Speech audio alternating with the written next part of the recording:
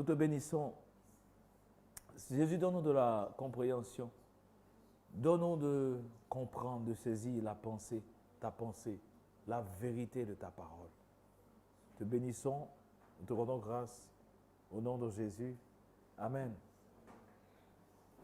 Voici ce qui est écrit dans Apocalypse 22.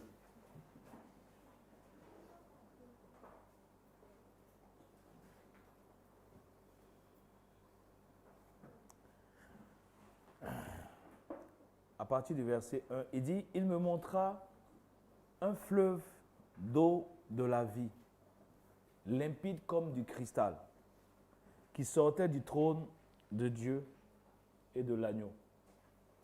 Au milieu de la place et sur les bords du fleuve, il y avait un arbre de vie, produisant 12 fois des fruits, rendant son fruit chaque mois, et dont les feuilles servaient à la guérison des nations.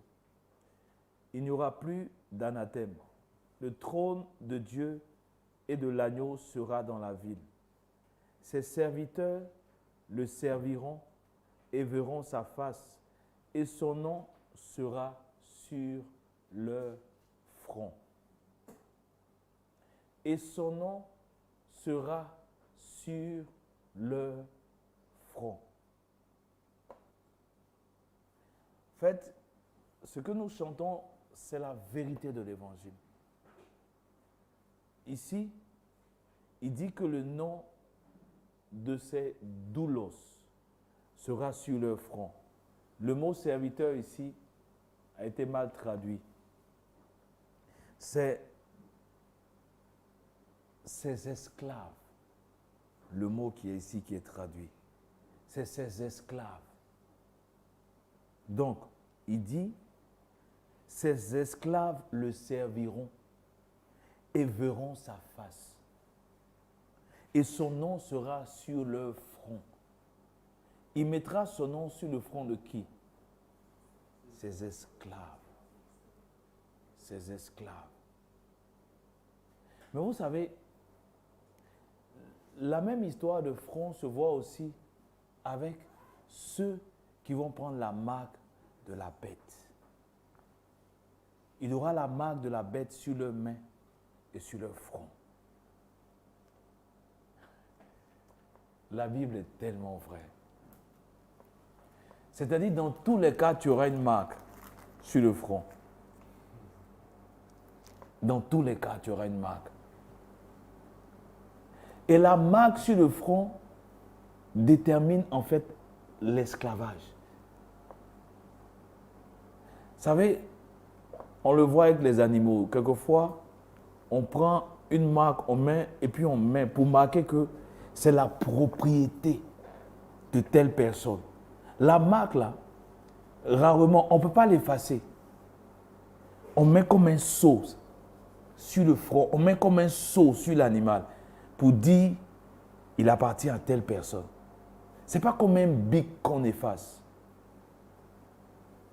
Ceux qui auront la marque de la bête, peut-être qu'ils ne verront pas la marque, mais Dieu voit la marque et le diable aussi voit la marque. Que le nom du Seigneur soit béni. Je voudrais qu'on, pour introduire, on prenne Romains chapitre 12.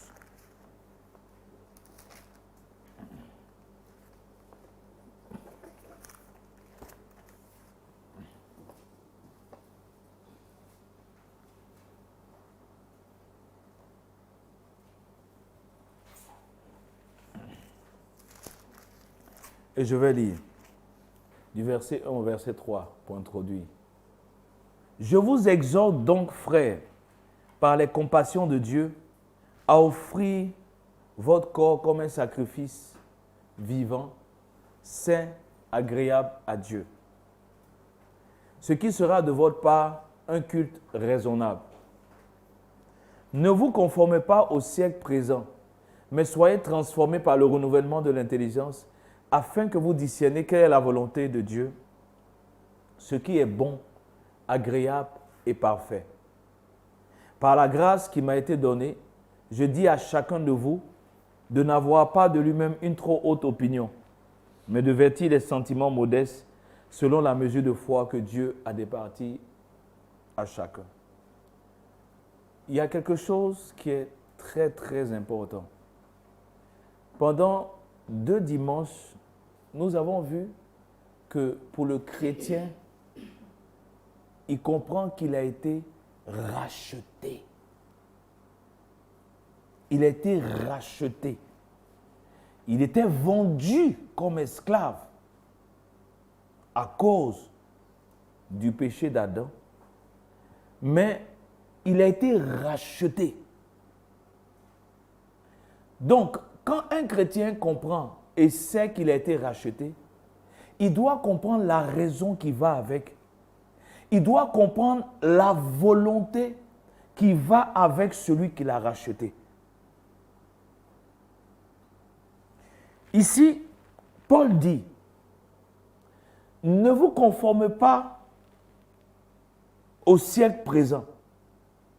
Étant donné qu'il y a quelque chose qui s'est passé dans votre vie, étant donné que vous comprenez maintenant que vous avez été racheté,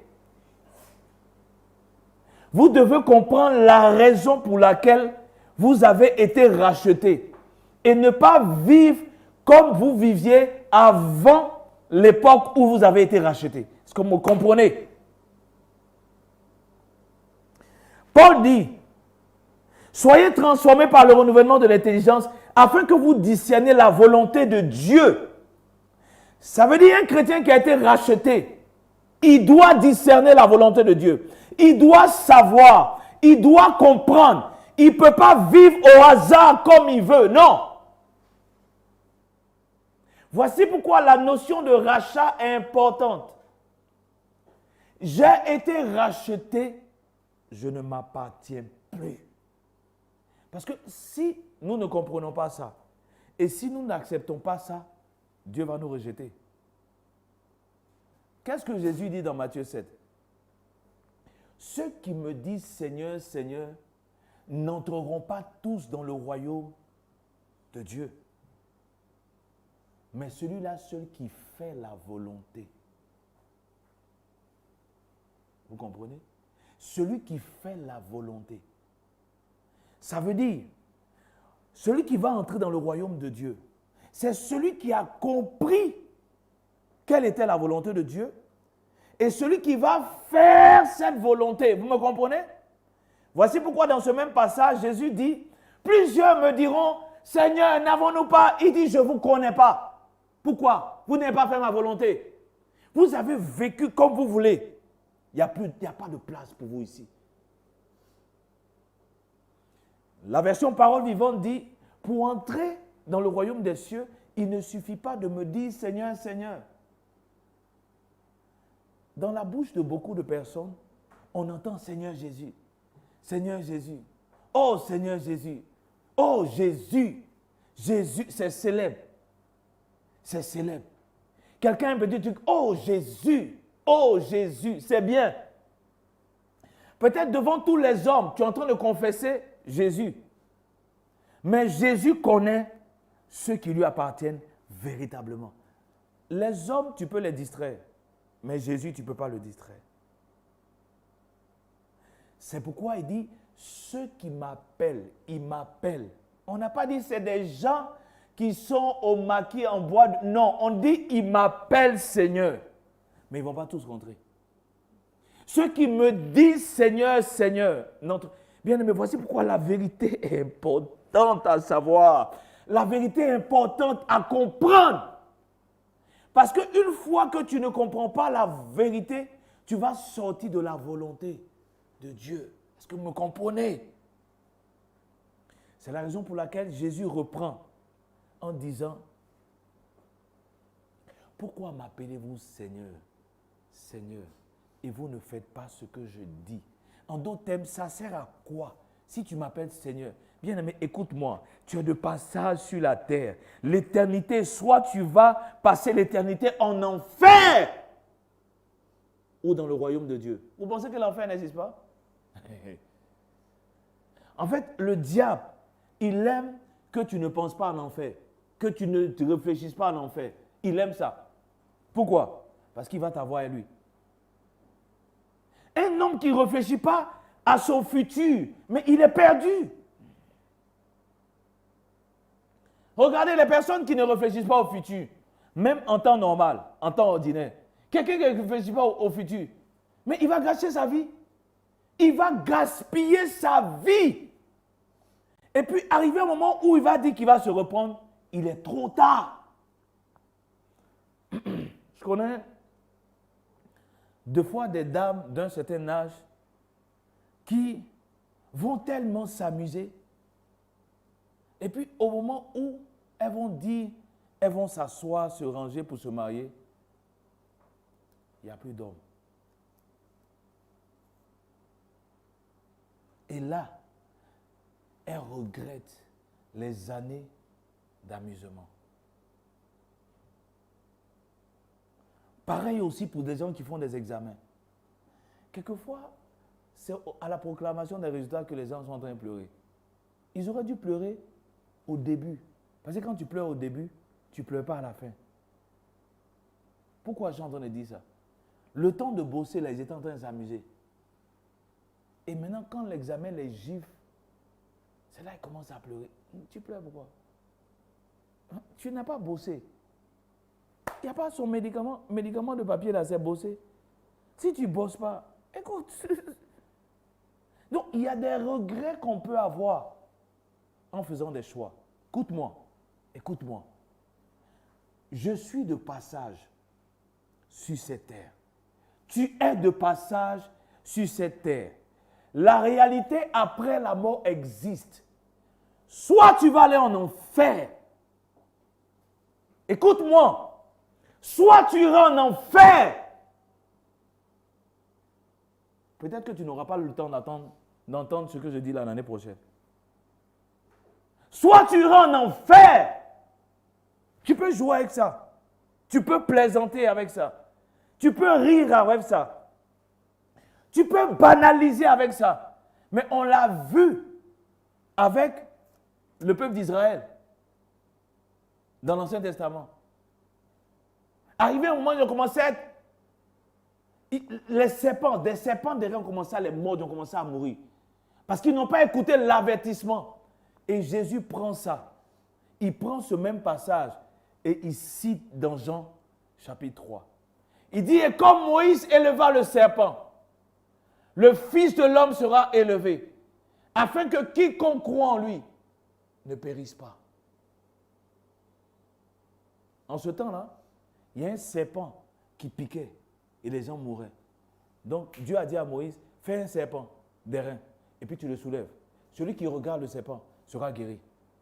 Et ce qui se passait? Il dit la même chose va se passer. Écoute-moi, ton âme risque de brûler en enfer si tu joues avec l'évangile. Mais au moment où tu seras à la porte de l'enfer, c'est là où tu vas regretter. En fait, pourquoi tu vas regretter? Parce que tu as entendu le message, mais ton cœur s'est endurci. Et là, tu as envie de retourner. Mais on te dit, il n'y a pas de retour possible. Tu seras jeté dans le feu. On voit cette histoire avec l'homme riche. Et puis Lazare aussi. L'homme riche a mené bruyante et joyeuse vie. Et là, il se retrouve en enfer.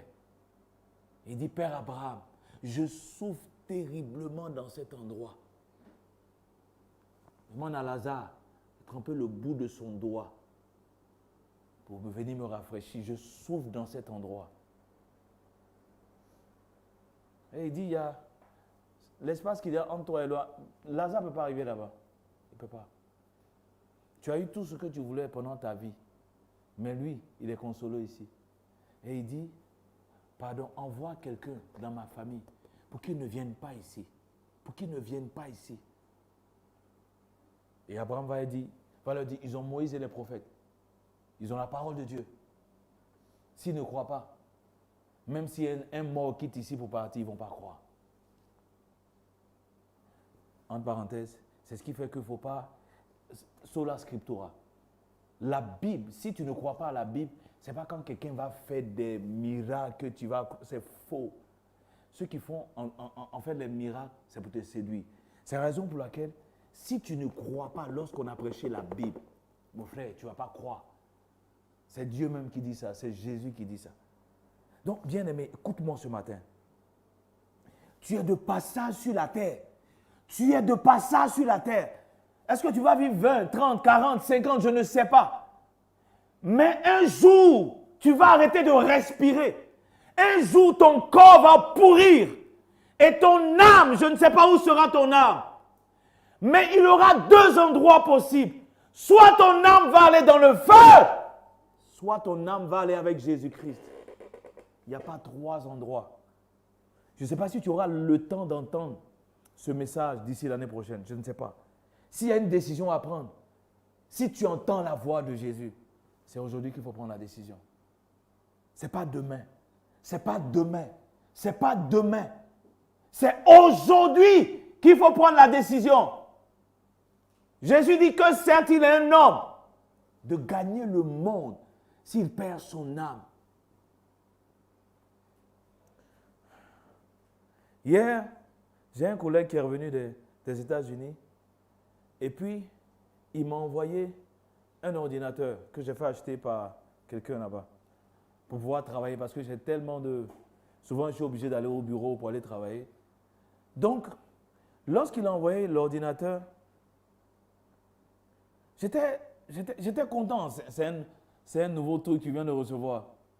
Et puis, hier, en allant me coucher, il était 23h. En allant me coucher, il était 23h. J'étais tenté de prendre l'ordinateur, de l'ouvrir, de le regarder. Il a dit non. Seigneur, je vais veiller sur mon cœur. Pour ne pas que mon cœur soit attaché jusqu'à ce que l'ordinateur devienne une idole. Ce matin, je me suis levé pour préparer mon message, mon chef, tout ça. J'étais tenté d'aller prendre. Il dit non, ordinateur, tu vas attendre. Je suis sorti, je suis allé faire mon footing un peu. J'ai pris ma Bible, j'ai pris mes notes, j'ai commencé à travailler pour préparer le message.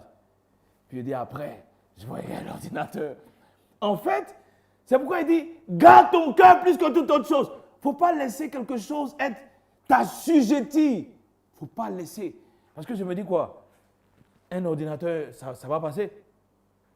Ce qui ne passera pas, c'est la parole de Dieu. Donc je vais veiller à ce que, premièrement, mon cœur soit attaché à la parole. Bon, j'étais content. J'ai envie de dire c'est légitime. Mais quand je voyais, je dis, il ne faut pas que ça devienne une idole. Vous comprenez?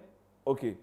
Donc, il dit dans ce verset, ne vous conformez pas au siècle présent, mais soyez transformés par le renouvellement de l'intelligence, afin que vous discerniez quelle est la volonté de Dieu, ce qui est bon, agréable et parfait. Pourquoi? Il dit en haut, il y a un culte raisonnable qu'il faut donner à Dieu. Il y a un culte raisonnable. Il y a un culte acceptable qu'il faut donner à Dieu. Mais pour pouvoir donner ce culte à Dieu, il faut pouvoir comprendre quelle est la volonté de Dieu. Pourquoi? Ça ne te sert à rien si tu n'obéis pas à Dieu dehors et puis tu viens t'asseoir ici. Ça ne te sert à rien, c'est zéro. Ton culte n'est pas raisonnable. Ton culte n'est pas acceptable. Parce que si la vie que tu as dehors n'est pas conforme à celle que Dieu demande, il va faire quoi ton culte? Il n'a rien à faire ton culte. C'est une séduction. Donc c'est important de comprendre. C'est la raison pour laquelle nous sommes en train de parcourir la Bible. Pour pouvoir comprendre l'évangile. Pour pouvoir comprendre l'essence de l'évangile. Parce qu'en comprenant véritablement l'évangile, tu sais quelle est ta position, tu sais quelle est la position de Dieu et tu peux marcher conformément à ce que Dieu t'a donné comme position. Et par rapport à cette position, nous avons vu que Israël a été racheté. Abraham a été racheté. En fait, Dieu a racheté. On l'a vu dans Ésaïe, on a vu dans le Nouveau Testament, ceux qui appartiennent au Seigneur, ce sont des personnes qu'il a rachetées. Bien-aimé, c'est important. C'est important de comprendre cela. On a vu ça, c'est les 2 autres dimanches. Maintenant, le fait qu'il nous ait rachetés, qu'est-ce que ça a entraîné? On a introduit la dernière fois. Racheter, nous avons été rachetés et au travers de ce rachat, c'est pour lui appartenir. C'est pour être à lui. Lorsqu'on rachète, c'est pour que ce qu'on a racheté nous appartienne. Qu'est-ce qu'on en déduit? On est devenu des esclaves. C'est un terme qui peut choquer, mais c'est la vérité. On est devenu, par notre rachat, des esclaves. Allons dans Romains chapitre 6.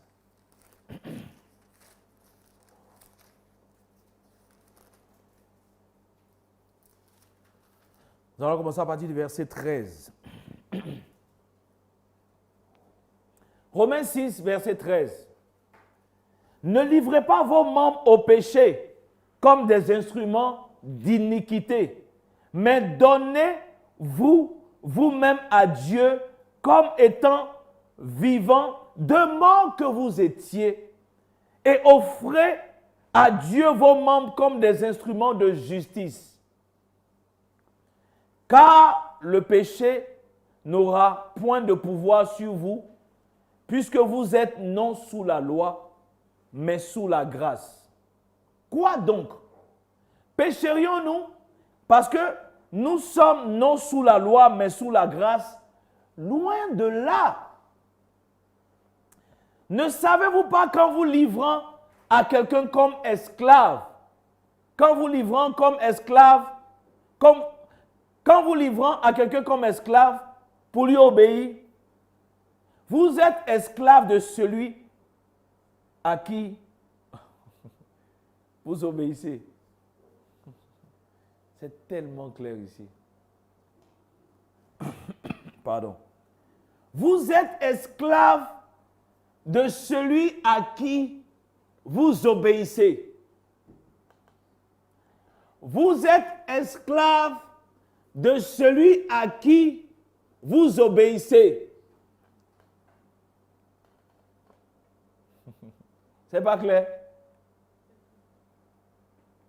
Maintenant, vous allez dire, non, donc j'obéis à mon patron, donc je suis son esclave. J'obéis à mon mari, donc je suis son esclave. Non.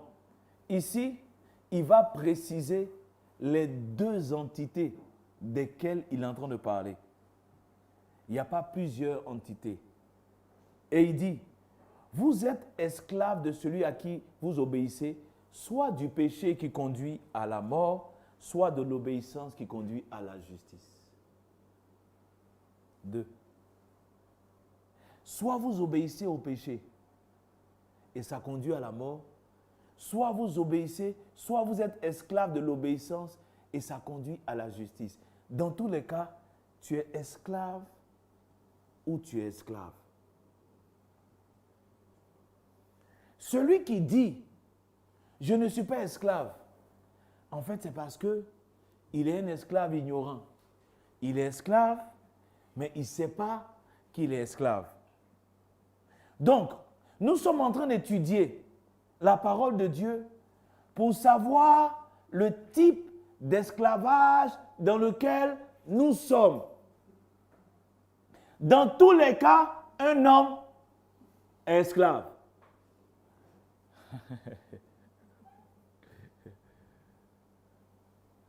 Il est esclave soit du péché, soit de l'obéissance. Il n'y a pas troisième route. Il n'y a pas troisième mandat.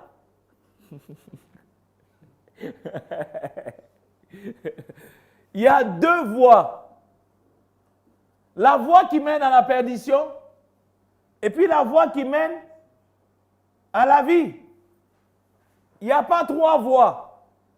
Il y a deux esclavages. Soit tu es esclave du péché, soit tu es esclave de l'obéissance qui conduit à la justice. Il n'y a pas. Si tu veux être au milieu, perdu est mieux que disparu. Si tu veux être au milieu, en fait, c'est parce que tu ne sais pas que tu n'es pas au milieu, tu es sur un chemin. Ok. jusqu'au verset 18. Romains 6, verset 18. Ok. Mais grâce soit rendue à Dieu de ce que, après avoir été esclave du péché, vous avez obéi de cœur à la règle de doctrine dans laquelle vous avez été instruit.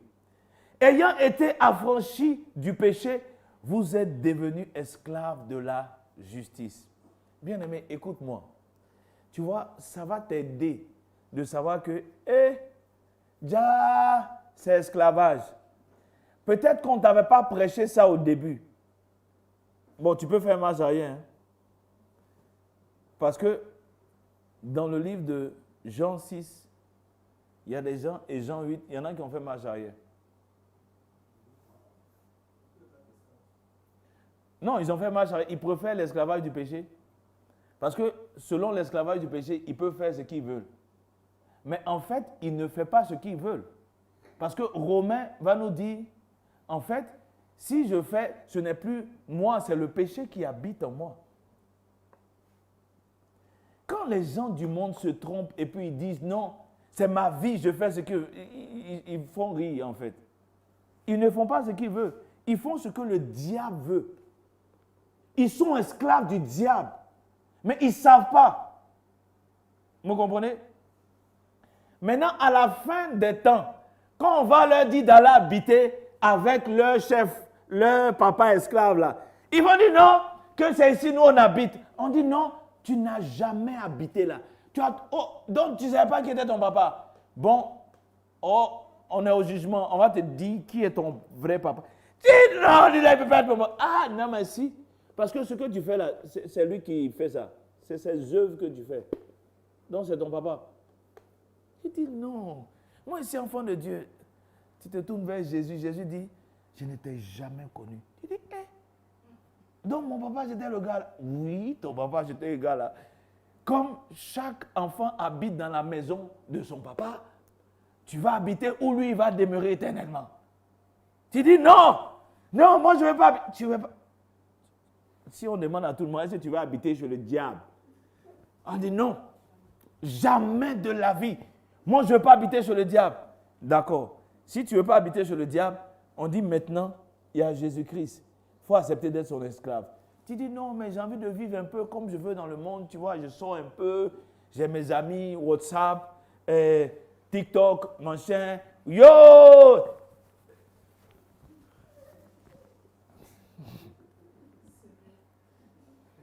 On dit, mais ça là, c'est pour le monsieur là. C'est pour le tonton. C'est lui. Tu dis, ah! Donc, si on ne fait pas ça, on va faire quoi? On dit, c'est qu'on doit faire la scène dans la Bible ici. Esclave de l'obéissance.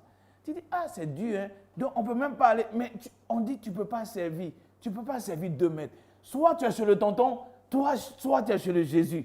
Tu dis, ah, mais le tonton, il y a des choses, il fait là, c'est un peu doux. Donc, je veux rester un peu chez le tonton. Il fait un pied chez le tonton, un pied là. On dit, non, il n'y a pas 3 routes, il y a 2 routes. Et tu dis, bon, attends. Jésus attend un peu. Hein. Il a fait un peu sur le tonton là. Pendant au moins, jusqu'à ce que j'ai 27 ans comme ça, ou bien 30 ans. Et puis après, je viens chez toi, Jésus. Jésus, on est d'accord, non? Jésus. Laisse-moi un peu chez le tonton. Maintenant, quand il reste chez le tonton, celui qui a le souffle de vie là, tu as 23 ans. Et puis il dit, mon frère, ok, go baby. Tu dis, je ne suis pas prêt, je ne suis pas prêt, je ne suis pas prêt. Je ne suis pas prêt. Mais pendant que tu as dit, je ne suis pas prêt là, tu es en train de partir. C'est fini. C'est pas mieux. Jésus n'est pas mieux. Sur le tonton là, il te blague. J'ai lu une histoire, je ne sais pas si c'est une histoire vraie. On dit, le diable, il y avait 2 portes. Et puis le diable était devant une porte. Et puis il y avait un ange devant une autre porte. Mais l'ange n'était pas trop attrayant. Mais le diable, beau gosse, BCBG. Beau gosse, bien. Et puis, je vous invite à rentrer dans mes appartements. Et puis, on dit quand il ouvre la porte comme ça, c'est joli. Hey! Donc, le gars dit, ah non, moi, il n'y a pas dit celui-là. Et puis, il rentre.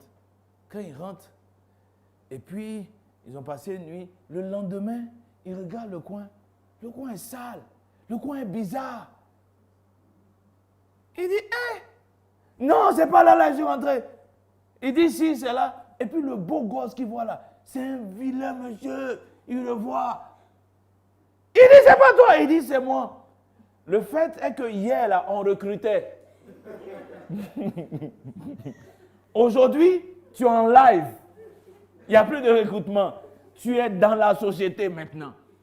Il dit, non, je vais sortir. On dit, on ne peut plus sortir, c'est fini.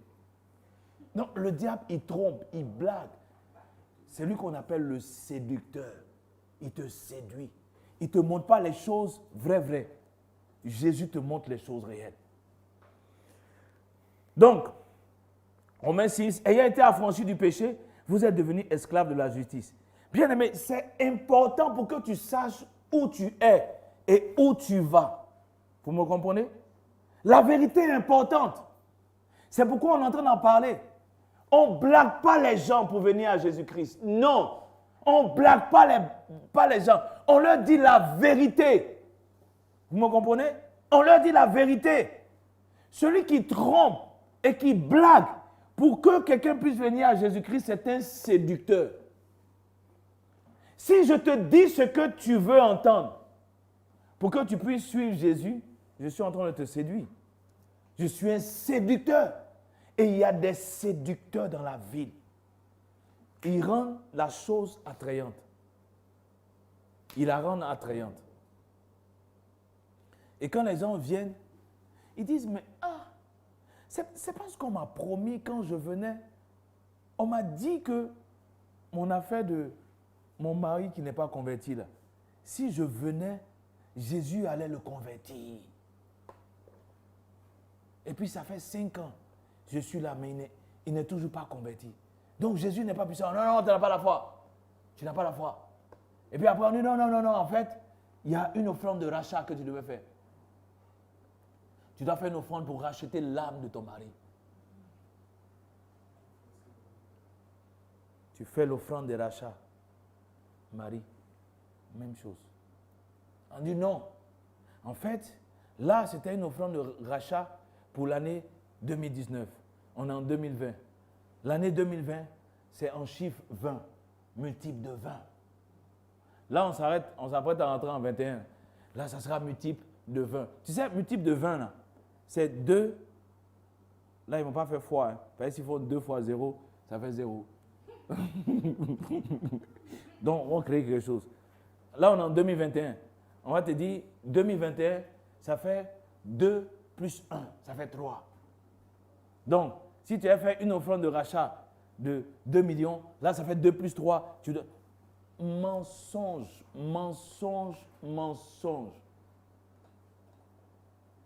On a très bien vu la dernière fois, il dit, ce n'est pas par de l'or ou de l'argent ou des pierres précieuses que vous avez été rachetés, mais par le sang précieux de Jésus. Donc, on ne peut pas racheter ton mari inconverti avec de l'argent. C'est pas vrai. Ok. Quel est mon point? Prenons, toujours pour confirmer ce qu'on est en train de dire, 1 Corinthiens 7. 1 Corinthiens chapitre 7. Toujours parlant d'esclaves. 1 Corinthiens chapitre 7, verset 21. Ok. Ici, nous lisons.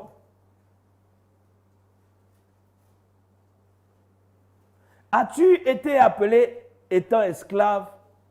Ne t'en inquiète pas. Mais si tu peux devenir libre, profites-en plutôt. Car l'esclave qui a été appelé dans le Seigneur est un affranchi du Seigneur. De même, l'homme libre qui a été appelé est un esclave de Christ. Est un esclave de Christ. Donc ici, vous voyez que le mot esclave est bel et bien réel. Une fois que Jésus nous a rachetés, une fois que nous comprenons que nous avons été rachetés par Jésus-Christ, nous acceptons que c'est pour devenir esclaves. En fait, le mot esclave qui est doulos, a été traduit dans la plupart des versions par serviteur, ce qui n'est pas juste en fait. Les gens ont eu peur, certains traducteurs ont eu peur de faire ressortir le terme esclave parce qu'il est péjoratif. Le terme là c'est un peu comme un terme problématique. Ah, comment on va être esclave? Non, on ne peut pas être esclave, ce n'est pas possible. Mais, à la vérité, c'est pour être esclave. Pourquoi c'est important de comprendre que c'est pour être esclave? Comme je le dis, lorsque tu le comprends, tu connais la position de Jésus-Christ et puis tu connais ta position. Prenons Romains 1 et je vais vous expliquer quelque chose.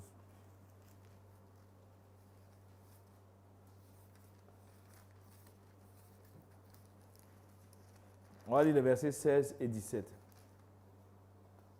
Il dit, Romains 1, « Car je n'ai point honte de l'évangile. C'est la puissance de Dieu pour le salut de quiconque croit, du juif premièrement, puis du grec.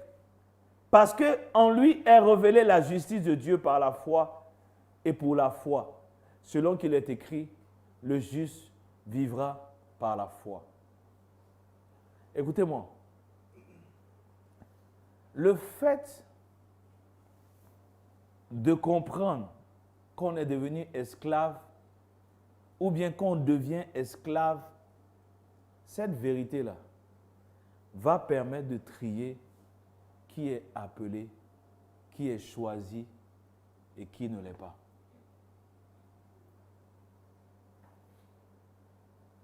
La vérité de l'évangile, lorsqu'on la prêche, nous permet de distinguer, de trier qui est choisi, qui est élu et qui ne l'est pas. Pourquoi je dis ça? Allons dans... Ici, avant qu'on aille dans Jean 10, il dit « Je n'ai point honte de l'évangile ». Ça veut dire quoi? Que l'évangile, lorsqu'il est prêché dans la vérité, peut ressembler à un sujet de honte. Pardon. Pour l'homme ordinaire, si on lui dit, viens, tu vas être esclave, il va dire jamais. Vous comprenez? Je vais être esclave, pourquoi? Je vais laisser ma liberté pour aller être esclave. Pourquoi? Je ne sais pas si vous me comprenez. En fait, pour l'homme ordinaire, c'est une folie lorsqu'on va lui parler d'esclavage. Si vous me suivez. Ok.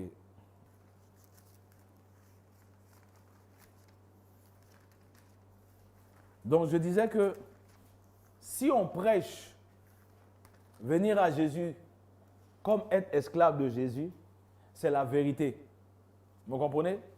C'est la vérité que l'Évangile nous dit. Mais beaucoup n'accepteront pas cette prédication. Pourquoi? Parce qu'en fait, ils n'ont pas été appelés. Ils n'ont pas été choisis. Jean, chapitre 6. On aurait pu lire, tout le chapitre. Non, allons plutôt à Jean, chapitre 8.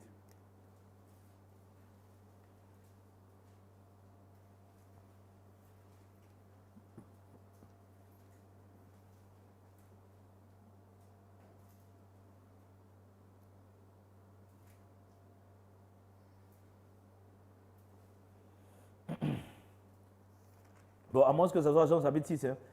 Il dit, Jésus dit à ceux qui avaient cru en lui, si vous demeurez dans ma parole, ok, vous connaîtrez la vérité. C'est Jean chapitre 8. Hein. Quelqu'un a le verset? Ok, Si. Il dit, à partir du verset 30, Jean chapitre 8, verset 30. Comme Jésus parlait ainsi, plusieurs crurent en lui. Et il dit aux Juifs qui avaient cru en lui, si vous demeurez dans ma parole, vous êtes vraiment mes disciples, vous connaîtrez la vérité et la vérité vous affranchira. Il lui répondit, nous sommes de la postérité d'Abraham, nous ne fûmes jamais esclaves de personne. Comment dis-tu, vous deviendrez libres? Qu'est-ce qu'ils étaient en train de dire à Jésus? Et qu'est-ce que Jésus disait? Jésus dit à ceux qui ont cru en lui, si vous demeurez dans ma parole, vous connaîtrez la vérité et la vérité va vous rendre libre. Le langage que Jésus leur disait, ils ont compris au travers de ce langage qu'ils allaient être libres d'un esclavage. Donc, ils répondent pour dire non, ce n'est pas possible, nous on n'est pas esclaves, pourquoi tu dis on va être libre? Je ne sais pas si vous me comprenez. Lorsque Jésus parle de la vérité qui affranchit, il parle de la vérité qui libère d'un esclavage. Est-ce que vous comprenez? Pourquoi je dis ça? C'est la réponse de ces personnes. Parce qu'ils ont compris, elles ont compris ce que Jésus voulait dire. Est-ce que vous me comprenez? Donc, Jésus leur dit que si vous demeurez dans ma parole, vous allez connaître la vérité et la vérité va faire de vous des hommes libres. Il dit, ce n'est pas possible. Tu ne peux pas dire qu'on va être des hommes libres. On n'a jamais été esclaves. Est-ce que vous comprenez ce que je suis en train de dire? Ils étaient esclaves, mais ils ne savaient pas qu'ils étaient esclaves. On est au verset, on est au verset 30. On est au verset 32. Ok. Il lui répondit, nous sommes de la postérité d'Abraham. Nous ne fûmes jamais esclaves de personne. Comment dis-tu, vous deviendrez libres?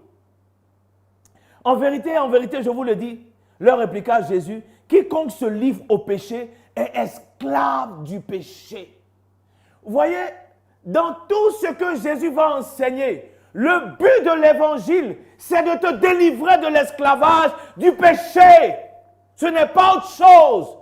Lorsque quelqu'un vient te dire autre chose, ce n'est pas l'évangile.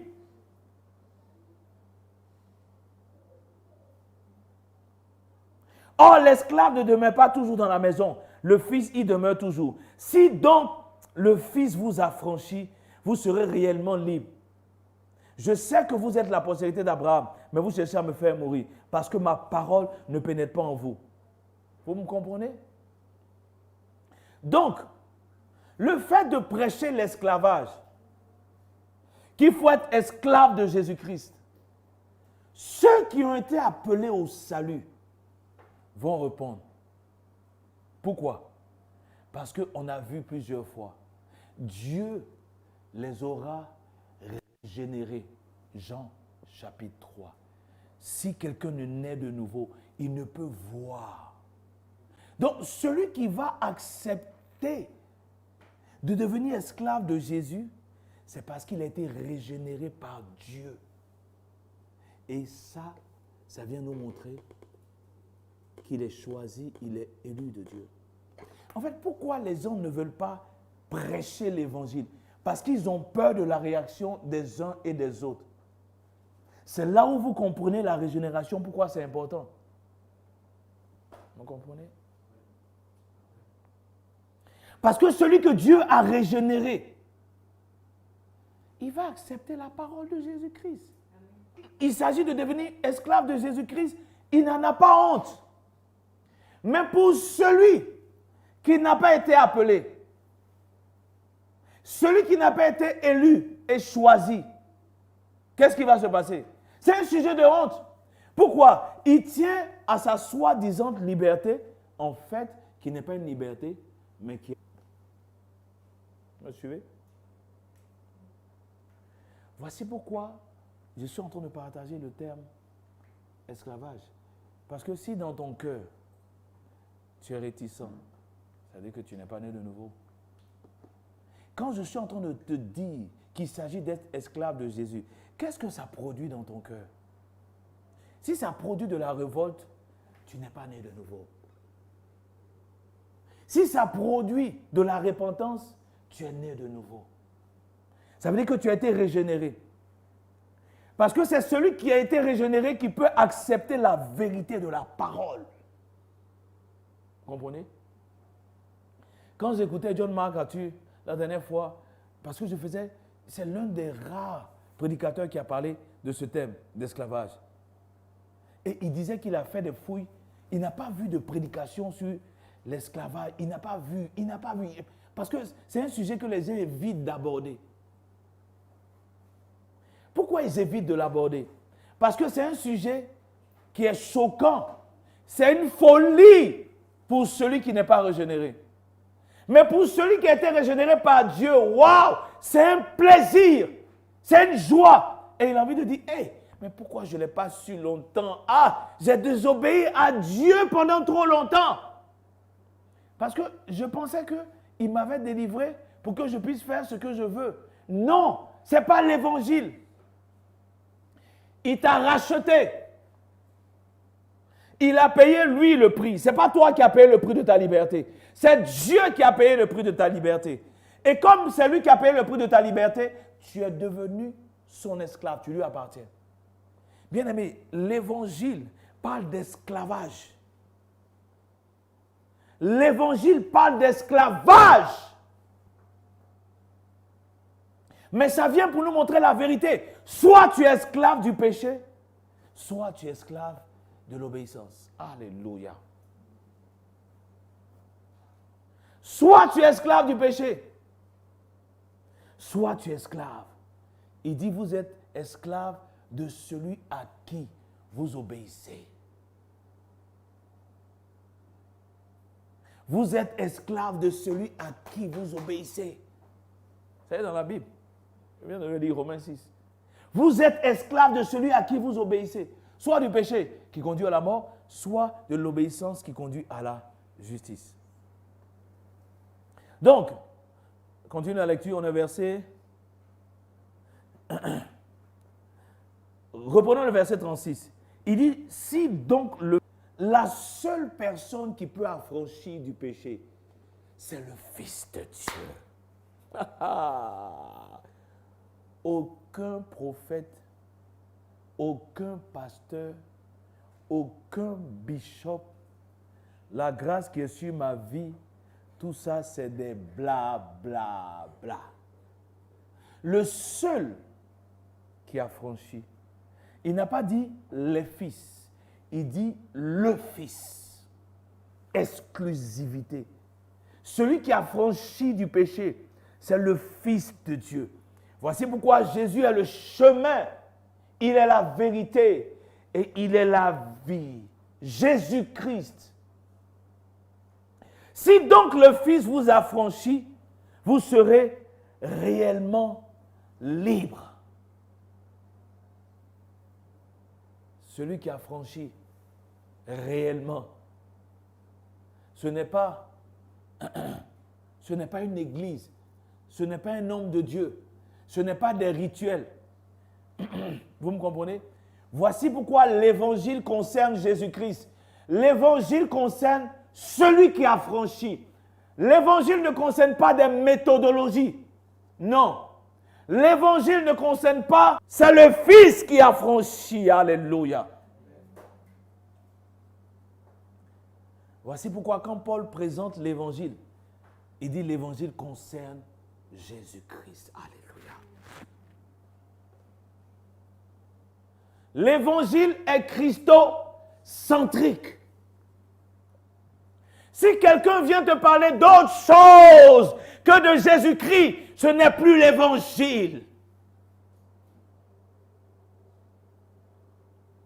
Si on te parle d'une maison, d'une institution, d'un homme de Dieu célèbre, ce n'est pas l'évangile. L'évangile est christocentrique. C'est de lui, c'est par lui et pour lui. Source, centre et but de l'univers. Bien-aimés, si vous enlevez Jésus-Christ, il n'y a plus d'évangile. Il n'y a plus d'évangile. Ok, avant qu'on le termine, je vous ai dit que le terme doulos Si vous faites des recherches, par exemple, il dit, le serviteur n'est pas plus grand que son maître. Le terme ici, serviteur, a été mal traduit. En fait, c'est l'esclave. C'est l'esclave. Le mot est plus de 130 et quelques fois dans le Nouveau Testament. À chaque fois, c'est vrai qu'il y a des mots diacono, qui est serviteur aussi, mais ça parle de diacre. Mais le mot qui est utilisé pour la plupart du temps pour définir le serviteur, en fait, n'est pas juste. C'est le mot esclave. Pourquoi je suis en train de dire ça? Ça vous donne de voir quelle est la position réelle de Jésus-Christ. Lorsqu'on dit Jésus-Christ est Seigneur, c'est le mot kurios. Or, s'il y a un kurios, c'est qu'il y a un doulos. C'est-à-dire que les deux vont ensemble. Il ne peut pas avoir de kurios sans doulos. S'il y a un kurios, c'est qu'il y a doulos. Kurios, c'est maître, c'est propriétaire. Mais c'est parce qu'il y a des esclaves qu'il y a un kurios. Donc, quand tu dis Jésus est Seigneur, tu es en train de dire systématiquement en face de lui, il y a des esclaves. Donc, lorsqu'on dit celui qui confessera Jésus-Christ le Seigneur, ça veut dire qu'il accepte d'être esclave. Quand on dit de confesser Jésus comme ton Seigneur, tu es en train de te confesser comme son esclave. C'est ce que ça veut dire. Ceux de l'époque de la Bible comprenaient ce que ça voulait dire être Seigneur. Ça n'existe pas aujourd'hui. Vous me comprenez? Mais nous sommes en train de faire ressortir pour qu'on puisse comprendre réellement ce que ça veut dire. Bien-aimé, pour que tu parviennes à la justice, il faut que tu sois esclave. On parle de Galates 5, 22 du fruit de l'esprit. Le fruit de l'esprit n'est manifeste que dans la vie des esclaves. Ce n'est pas fait de onction technique. Frère, il ne faut pas laisser les gens te tromper. Le fruit de l'esprit ne vient que dans la vie de celui qui a accepté d'être esclave.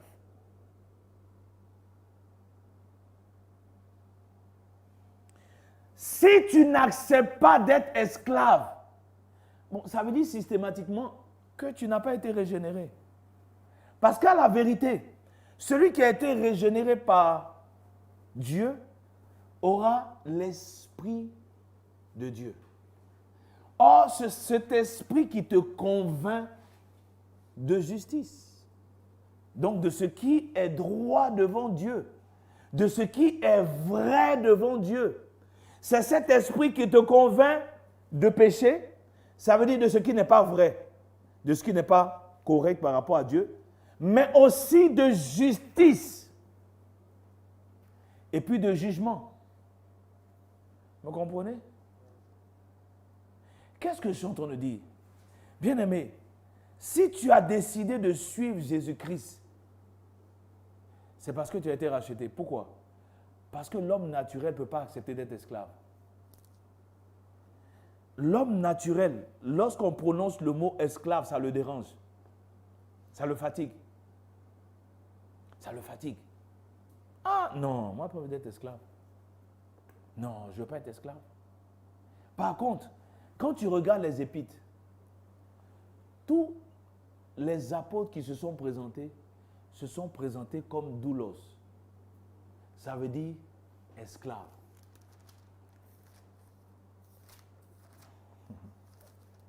Romains 1. Paul, serviteur de Jésus-Christ. Le mot qui est ici, c'est doulos. Donc, il est en train de dire quoi? Paul, esclave de Jésus-Christ. En fait, avant de dire quoi que ce soit, il se présente. Tu sais qui il est. Paul, esclave de Jésus-Christ. Le mot qui est ici, c'est doulos. Quand tu quittes Paul, et puis tu vas chez les autres apôtres, j'en ai 6. Allons dans le livre de Jacques ou de Pierre. Commençons par Jacques.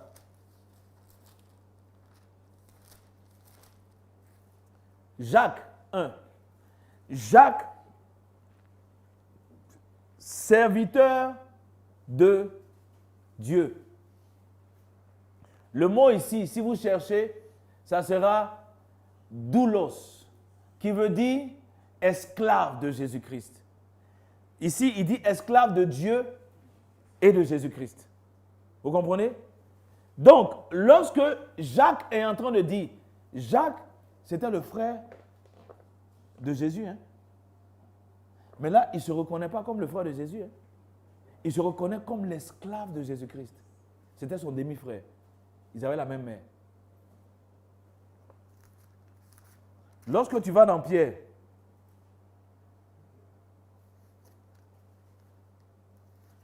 mais dans 2 Pierre, il dit Simon-Pierre, serviteur et apôtre. Apôtre, ça veut dire envoyé. Hein, d'accord? Apôtre, ça veut dire envoyé. Apôtre, ça ne veut rien dire. Ça veut dire envoyé, en fait. Il ne faut pas voir ça comme quelque chose d'extraordinaire. Non, non, non, non. Qu'il est esclave et apôtre. Vous comprenez? Esclave et apôtre. C'est esclave. C'est esclave. Lorsque tu vas dans Jude,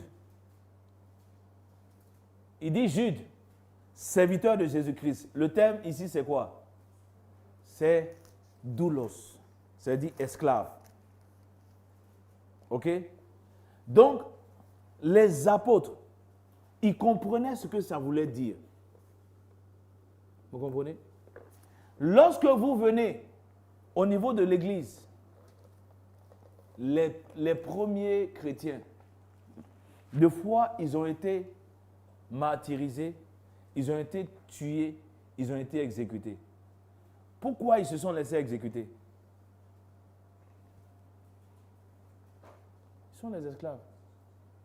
Donc, en fait, s'ils sont des esclaves, ça veut dire qu'ils laissent... Ok. Pourquoi c'est important?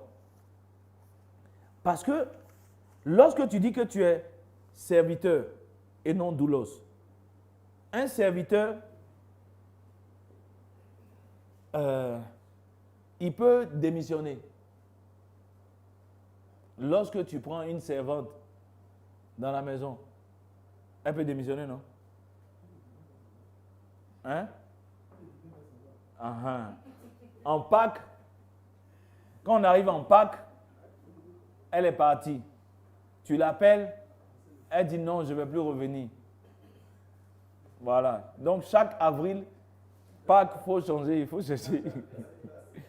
Voilà. Donc, un serviteur, il jouit d'une certaine liberté et puis il est là pour l'argent. Un esclave n'a pas de salaire. Vous comprenez? Un esclave ne cherche pas un salaire. Un serviteur cherche un salaire.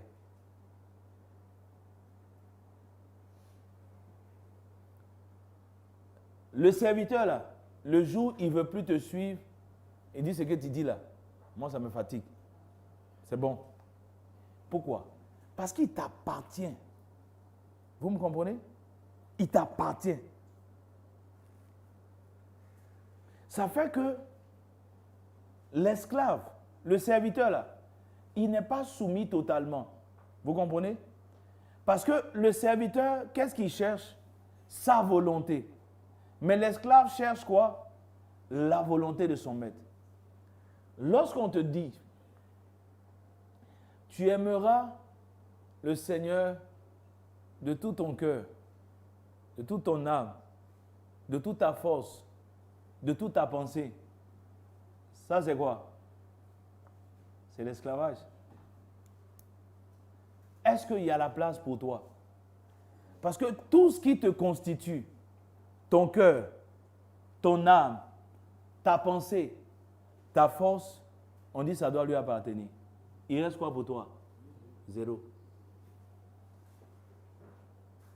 Donc, lorsque la Bible te demande une dévotion totale, c'est pourquoi? C'est parce que tu as été racheté et tu lui appartiens totalement, entièrement. L'esclave, dépend, comme il n'a pas de salaire, pourquoi il pourvoira à tous vos besoins? Parce que vous êtes des esclaves. Lorsque c'est un serviteur, quand tu viens, il n'était pas donné un salaire, il n'était pas donné l'argent à la fin du mois. Donc je ne peux pas pourvoir à tous tes besoins. Je t'ai payé. Vous comprenez la différence?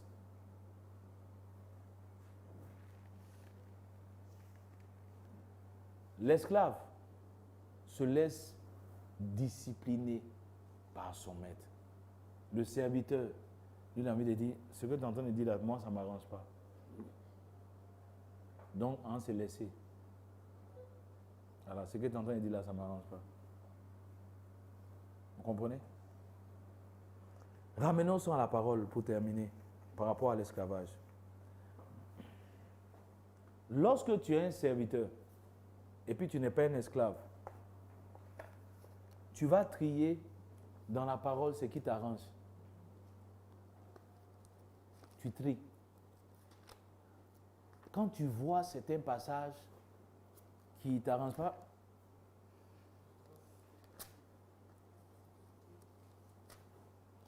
tu tries et puis tu regardes les passages qui sont doux là. Ce qui est doux à entendre. Et puis tu proclames ça. Quand tu dis, tu es content. Maintenant, regardons le passage.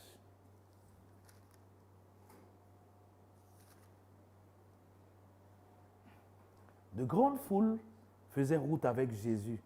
Il se retourna et leur dit, si quelqu'un vient à moi, bon, cette version est un peu tout, sans me préférer à son père, à sa mère, à sa femme, à ses enfants, à ses frères et à ses sœurs, et même à sa propre vie, il ne peut être mon disciple. Ah. Dans la version Louis II qu'on connaît, il dit, si quelqu'un vient à moi, s'il n'est pas son père, sa mère, Jésus, ma mère qui m'a mis au monde là, à ses enfants, il y a des versets là. Ils ont bien entendu avant d'écrire ça dans la Bible. C'est dit à son mari. Quand le mari va dire, voici ce qui est écrit, le verset même. Dieu aussi. On va préférer Jésus par rapport à sa femme. Non, moi là, il y a la place. Il y a quelle place dans son cœur?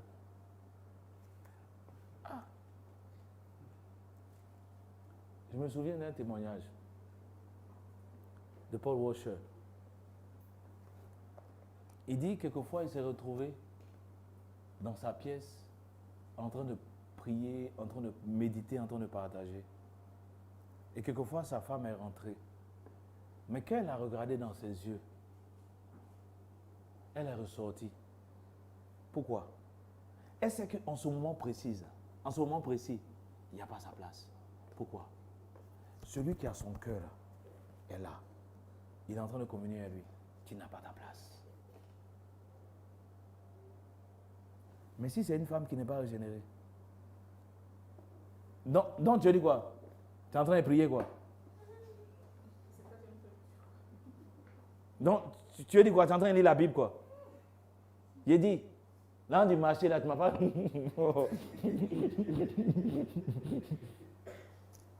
y a des gens là du marché, tu es en train de méditer la Bible. C'est Bible là on va manger ou bien? Les enfants ont faim. Hein?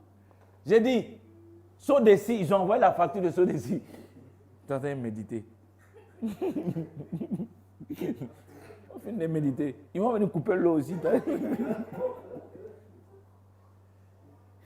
Donc, Paul Washer disait, quand sa femme regarde dans ses yeux, parce que en fait, elle aussi, elle a sa relation avec Jésus-Christ.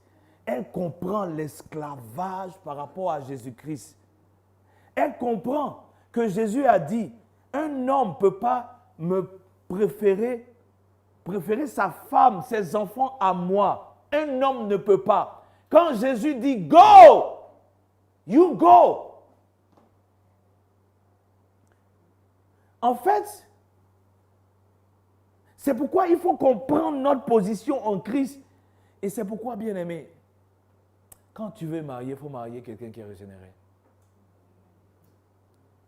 Tu vas souffrir cadeau. Non, il faut marier quelqu'un qui est régénéré.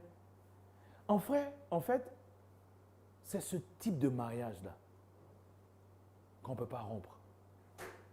Que le mariage est trop difficile à régénérer. Ouh! C'est le paradis. C'est-à-dire que l'homme connaît Jésus-Christ, est régénéré. La femme connaît, c'est le paradis. Pourquoi? Parce que les deux ont leur vie qui est dirigée, conduite par Jésus-Christ. Les deux sont esclaves. Tu penses que si je suis un esclave et puis je rencontre un autre esclave de mon maître, quelle sera mon attitude? Ça sera la considération. Pourquoi? Parce que je sais qui est mon maître, je connais mon maître, en fait, je définis l'autre pas par rapport à moi, je définis l'autre par rapport à mon maître. C'est pourquoi Jésus dit, aimez-vous comme je vous ai aimé. Quelle est la mesure? Moi, je comprends comment Jésus m'a aimé. Et de facto, je comprends comment Jésus a aimé l'autre. Mais si je ne sais pas comment Jésus m'a aimé, j'ai banalisé l'autre. La mesure.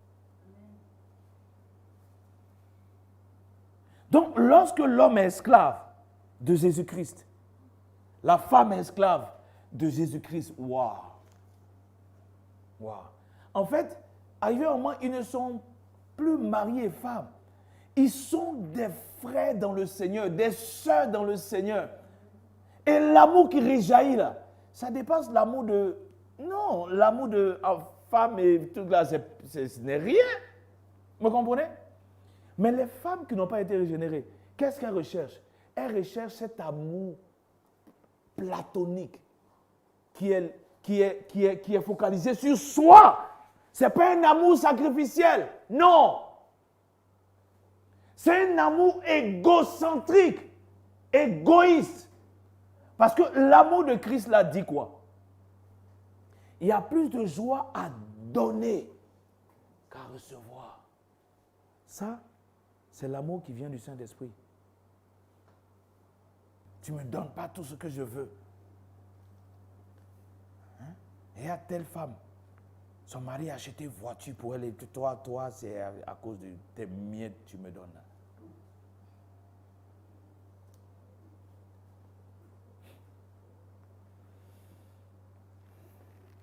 Lorsqu'on comprend qu'on est esclave, on comprend la valeur de notre rachat.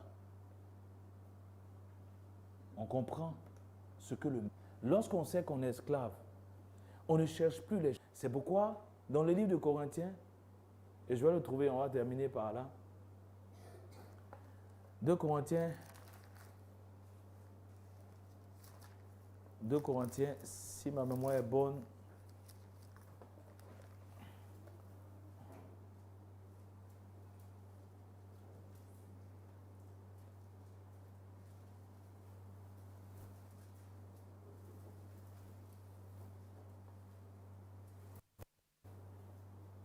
Deux Corinthiens 5.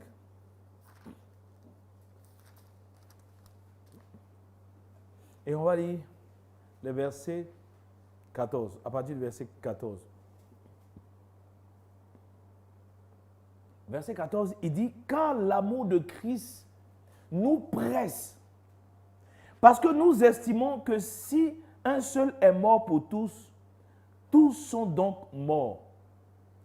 Et qu'il est mort pour eux, pour tous, afin que ceux qui vivent ne vivent plus pour eux, mais pour... Et qu'il est mort pour tous, afin que ceux qui vivent ne vivent plus pour eux, mais pour celui qui est mort et ressuscité pour eux. et qu'il est mort pour tous, afin que ceux qui vivent ne vivent plus pour eux-mêmes, mais pour celui qui est mort et ressuscité pour eux. Comment est-ce qu'on comprend quelqu'un qui a été régénéré? Il n'a pas le désir de vivre pour lui. Ce n'est pas des choses qu'on provoque, hein. C'est des choses qui viennent avec la nouvelle nature que Dieu te donne par la régénération. Tu vas trouver naturel de vivre pour celui qui est mort et ressuscité pour toi si tu as été régénéré. Tu vas trouver cela naturel. Vous comprenez? C'est pourquoi nous avons commencé les autres dimanches à parler de la nouvelle naissance. C'est le point de départ. C'est le point de départ. Si quelqu'un n'est pas né de nouveau, tu as beau l'éduquer, tu as beau l'éduquer, tu as beau l'éduquer, ça ne peut pas le changer. Né de nouveau, il ne peut voir le royaume de Dieu. Si quelqu'un ne naît d'eau et d'esprit, il ne peut entrer dans l'eau. Tu sais, c'est plus facile pour quelqu'un d'évoluer dans le royaume de Dieu. Ça veut dire de comprendre les choses de la Bible, d'accepter les choses de la Bible, d'accepter la parole de Dieu, de vivre dans la parole de Dieu quand il est né d'eau et d'esprit. Celui qui n'est pas né d'eau et d'esprit, les choses qu'on va expliquer de la parole de Dieu là, c'est dur, c'est difficile. Ah, mon frère, il n'y a pas une autre clé là-bas, il n'y a pas une clé, il n'y a pas un autre choix, il n'y a pas un autre moyen. Parce que ce que tu es en train de dire là, frère, c'est difficile. C'est pas. Comment on peut faire? Explique-moi comment on fait? Comment? Mon frère, tous les comment qu'on va t'expliquer, si tu n'es pas né de nouveau, c'est une folie. C'est une folie. La dernière fois, pour terminer, sur la ligne de prière, pendant qu'on échangeait, les autres disaient, non, on est une famille, je leur disais, vous savez, nous devons nous exhorter. On doit s'encourager. Pourquoi? On est un seul maître. On est un seul maître. On est un seul maître. Et je voulais vous en parler. Peut-être que je vais vous en parler après la prière.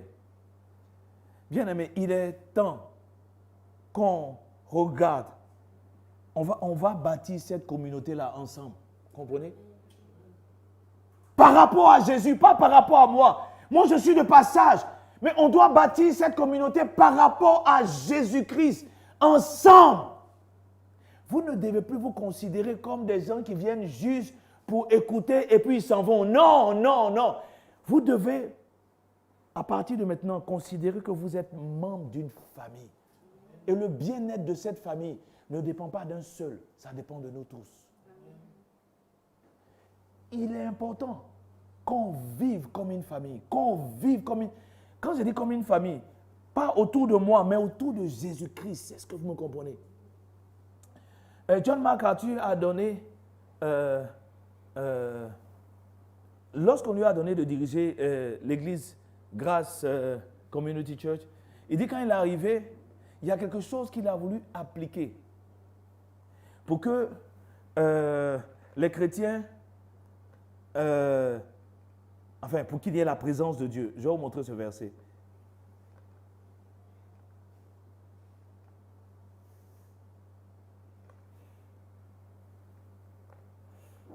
Je termine avec ce verset, complètement avec ce verset.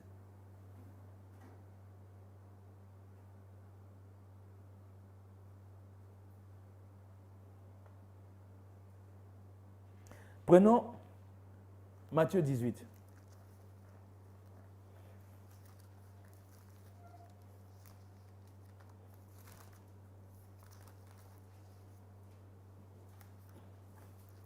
C'est un texte qu'on va vraiment méditer pendant qu'on sera en train d'échanger. On va passer, on verra, on va trouver des jours où on va vraiment échanger et puis prier ensemble, je dis en dehors de, voilà. Matthieu 18.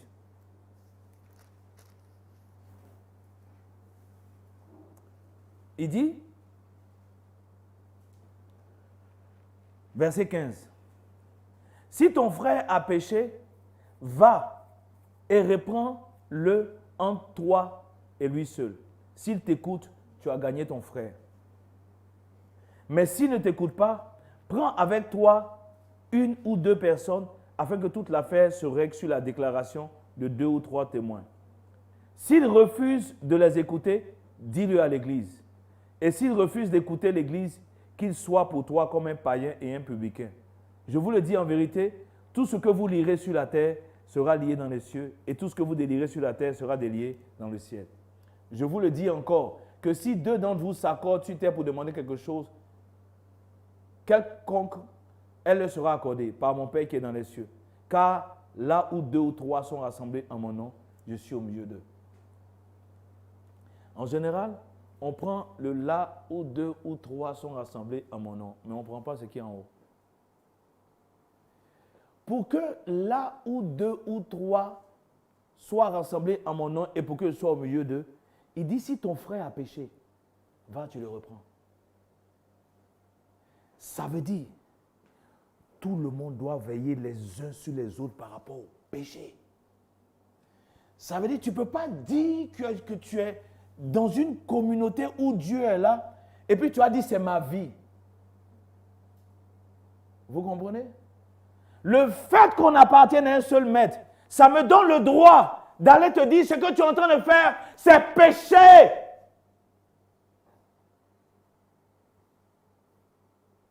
Si je vais te voir, et puis je te dis c'est péché, et puis tu ne m'écoutes pas, je vais prendre 2 autres frères de l'église, et puis je m'en vais. Allons-y. Mon frère, ce que tu es en train de vivre, la vie que tu mènes là, c'est péché. On dit s'il ne t'écoute pas, tu dis ça dans l'église, et puis on le reprend publiquement. On dit mais les hommes ont quitté l'église, il dit mais c'est ce que Jésus a dit de faire.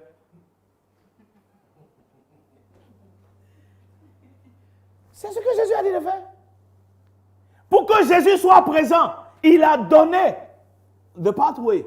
Il a donné le chemin. Et il dit, quand il est arrivé, il y avait un puissant gars qui finançait beaucoup. Et son fils ou sa fille, je ne me rappelle plus, devait épouser quelqu'un, mais il n'était pas chrétien. Il dit, mariage n'aura pas lieu ici. On dit, ah, mais c'est le gars. Il dit, j'ai dit, on ne fait pas ça ici. Pourquoi?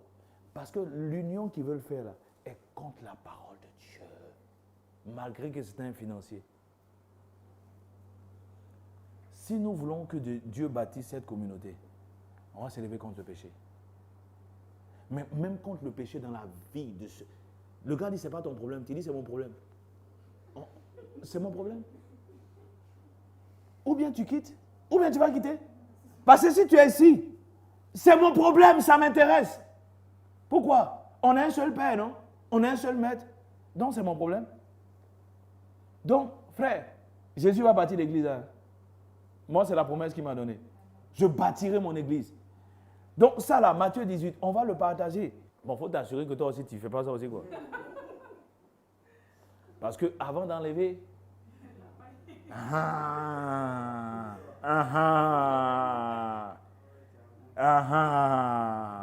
Ça aussi, c'est dans la parole de Dieu. Parce que toi-même, si tu as une topa, donc corrige-toi d'abord. Voilà. Vous comprenez? Mais c'est comme ça que Jésus bâtit son église. S'attaque au péché. Sur toutes ses formes. Parce que tu ne peux pas cacher où.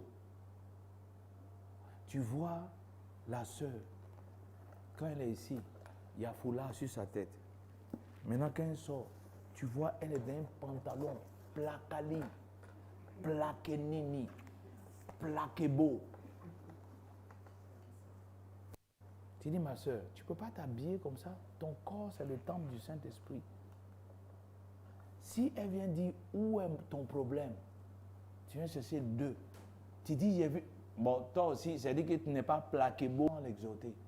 Parce que son va être à l'église. C'est-à-dire, tu envoies ça au responsable de l'église. Et puis on va lui dire, sœur, tel frère sont allés te voir parce que tu étais... Nous tous ne nous intéressons pas, c'est ma vie, c'est ma vie. Bon, on considère la sœur comme un païen. Voilà. C'est-à-dire, elle n'est pas née de nouveau. Voilà. Elle n'est pas convertie. Voilà. Considérez-la comme elle n'est pas convertie. Si elle veut rester, bon, elle est là, il n'y a pas de problème, elle va entendre la parole de Dieu. Le jour où elle va se convertir, peut-être que... Voilà. Vous comprenez? Donc, relisez ça à la maison. Relisez ça bien dans le contexte pour que ça nous aide. Mais il faut qu'on suive Christ dans cette communauté qu'il est en train de bâtir. Voilà. Ce n'est pas une affaire de telle ou telle personne. C'est une affaire de Jésus qui est en train de bâtir. Il faut que maintenant on s'implique. On s'implique. Pourquoi? Parce que maintenant on comprend qu'on est esclave de Jésus-Christ. Je ne peux pas vivre comme je veux. Je dois vivre comme Jésus veut. On va lui dire merci pour ce matin.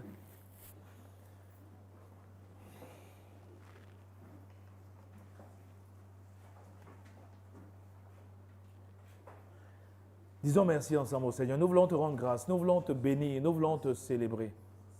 Nous voulons te magnifier pour ta parole. Ta parole est la vérité. Tu dis maintenant, affranchis du péché, nous sommes devenus esclaves. Esclaves de la justice. Jésus, tu bâtis ton Église sur la vérité, l'équité,